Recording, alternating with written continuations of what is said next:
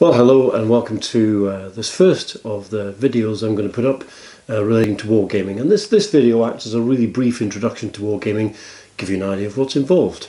There's various descriptions that you'll see on different videos from different people. They might call it miniatures wargaming or tabletop wargaming. It's a sort of representation of wargaming using model vehicles and model figures of infantry. So it's very much a tabletop activity, unlike the kind of digital online gaming that you might see. This hobby's been around for an awfully long time, and we'll look at the history of wargaming in a later video. But for just now, I'm going to focus on what a wargame is and how we go about doing it. And really, this type of wargaming is you get a table.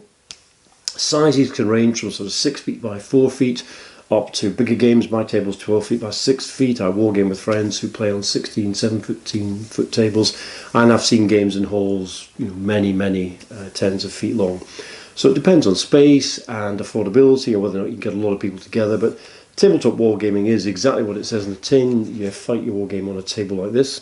Here we're using models to represent villages, farms, that sort of thing. We've got models of the terrain features, so hedges, roads, trees around the place. And this is on tiles, polystyrene tiles. Some people will use a mat. There's a mat underneath here, which is pre-printed with detail, and others will just use a plain green table, that kind of thing. There's some hills around the place. We'll look at all that in later videos. The key thing with this kind of wargaming is the scale that you're using. This is a 20mm setup, so more typically for people involved in model kit making, a 1/72 scale game.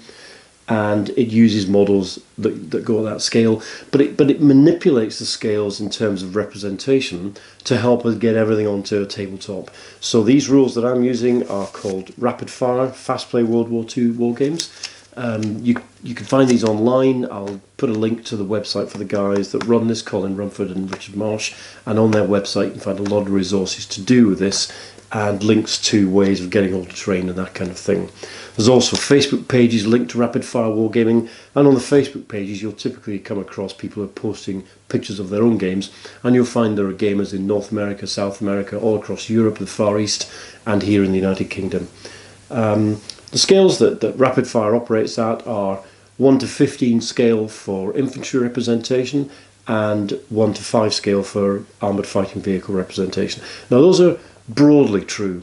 It's almost impossible to find 1/15 of every unit of every person in an infantry outfit, and similarly it's almost impossible to get an exact 1/5 representation of AFVs.